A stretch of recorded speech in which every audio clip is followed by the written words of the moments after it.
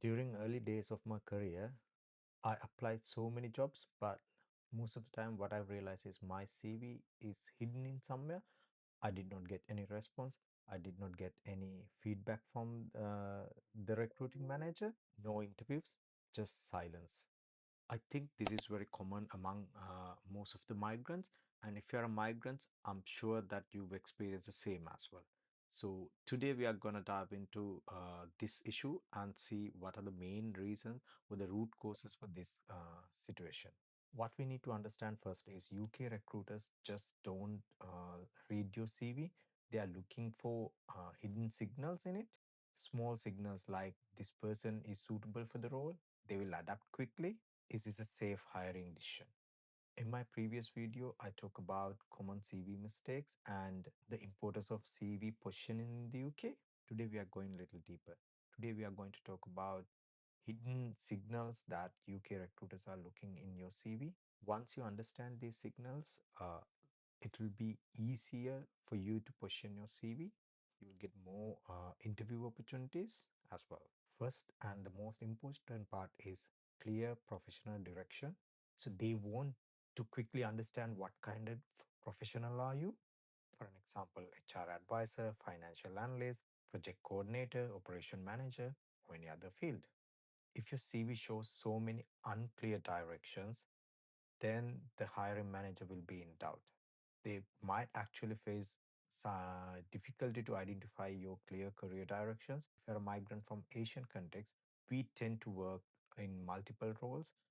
For an example, an HR manager in my country has many hats, including a role of HR business partner, role of an advisor, role of administrator, role of a recruiter, and many other hats as well. But that's not what UK recruiters are looking for. They're focusing on one specific area or that the candidate has a clear career direction. So you have to make sure your CV signal that you are ready for this position and your career direction is aligned with that organization's recruitment requirement as well. The next important point is eligibility and minimum requirement. I've been talking about this minimum requirement and eligibility in my last couple of videos because that's one of the key requirement that you need to match whenever you are applying for a role. So when you want to apply for a role, you need to make sure that you are meeting the eligibility requirement and the minimum qualification level. So that can be a professional qualification, that can be something that education qualification or some sort of work experience. So either way, you need to meet that eligibility criteria as well as minimum qualification requirement. Third important point is evidence of impact. We've discussed about this in our previous video as well. So many CVs basically talk about responsibilities that they had and what sort of a task that they've carried out and everything, but they fail to talk about the impact they make, the action they've taken, what kind of problems they've solved, the improvement they bring to the organization or to the role, and what kind of contribution they've made for the outcome or the better outcome. This helps hiring manager to see that candidate has added value to the role, not just carry out the task. The fourth important point is stability and the progression. Recruiters always look for sign of a stability. They may notice how long you've stayed in one role, whether you got increased responsibilities, whether there's sense of progression. Frequent short roles are not always negative because this can be due to contract roles or else or the nature of the jobs, because I've seen some of the jobs are constantly advertised as contract roles. For an example, most of the HR advisor roles now are advertising as a contract or the temporary role.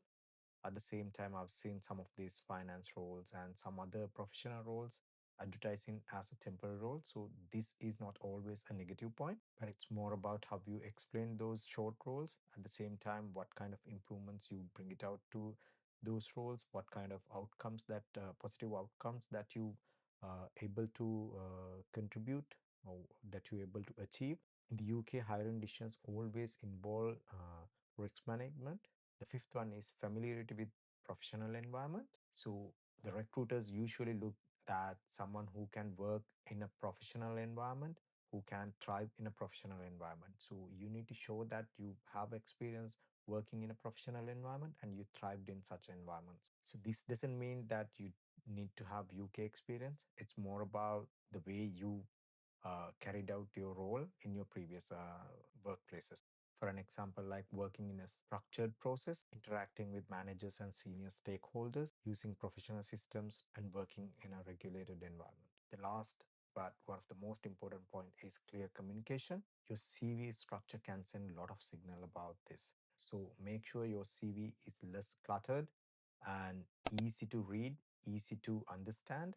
Use simple language rather than overcomplicated words. You have to make sure your CV is well organized and made with structured and adequate or the proper bullet points. Long paragraphs, unclear layouts are kind of a buzz killer because of that. So always try to have shorter paragraph and clear bullet points to explain your role, your task, your achievement. The most important thing to remember as a migrant is that your CV is not got get rejected because you are a migrant professional. It's simply because your CV does not signal or does not explain that what that you are ready for the UK work culture, and it does not send right signals. Once you understand what recruiters are looking for, that's easy to structure your CV. If this video helped you to understand UK job market better, I've prepared something that might help you. I've created a simple CV structured guideline that shows you the basic format, what UK companies are looking for, and this can be used by any professional. So it's not limited to HR, finance, or any specific sector. Anybody can use it. You just need to tweak it, depend on your work area, depend on your professional requirement. If you like to receive this guideline, simply comment guideline in the comment section, and I'll personally forward this guideline to you. I hope this will be a big support to you when you are structuring your CV according to the UK job market or the UK job requirements. Understanding UK job market takes time, but once you understand what signals they are looking for, what are the right signals, then this will be much easier and smoother process.